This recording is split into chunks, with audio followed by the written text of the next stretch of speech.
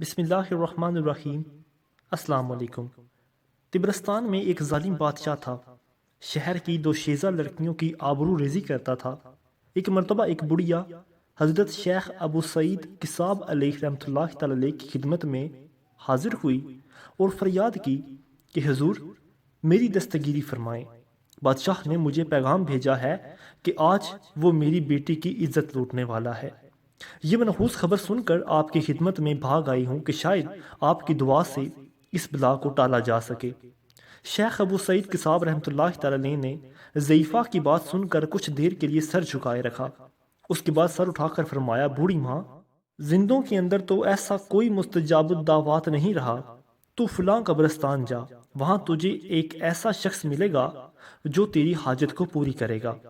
ضعیفہ قبرستان میں پہنچی تو وہاں ایک شکیل و رانا خوشپوش نوجوان سے اس کی ملاقات ہوئی اور جس کے لباس سے خوشبوؤں کے فوارے پھوٹ رہے تھے۔ ضعیفہ نے سلام کیا اور جواب کے بعد نوجوان نے ضعیفہ کے احوال پوچھے۔ اس نے سارا ماجرا کہہ سنایا۔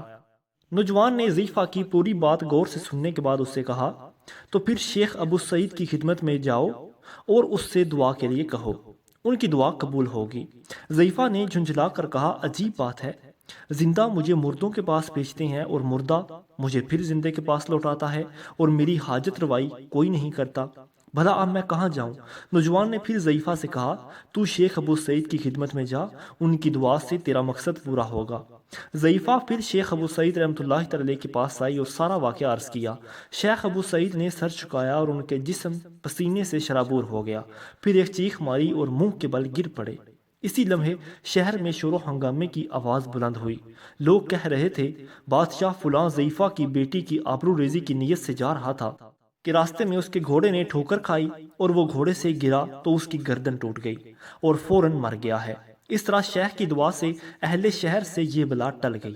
بعد میں لوگوں نے شیخ سے دریافت کیا کہ آپ نے ضعیفہ کو قبرستان کیوں بھیجا اور پہلے ہی آپ نے دعا کیوں نہ فرما دی؟ شیخ نے فرمایا، میں اس چیز کو ناپسند کرتا ہوں کہ میری دعا سے وہ ہلاک ہو، اسی لیے میں نے بڑھیا کو حضرت خضر علیہ السلام کے پاس بھیجا۔ انہوں نے اسے پھر میرے پاس بھیجا کہ ایسے پلید انسان کے لیے بد دعا کرنا جائز ہے۔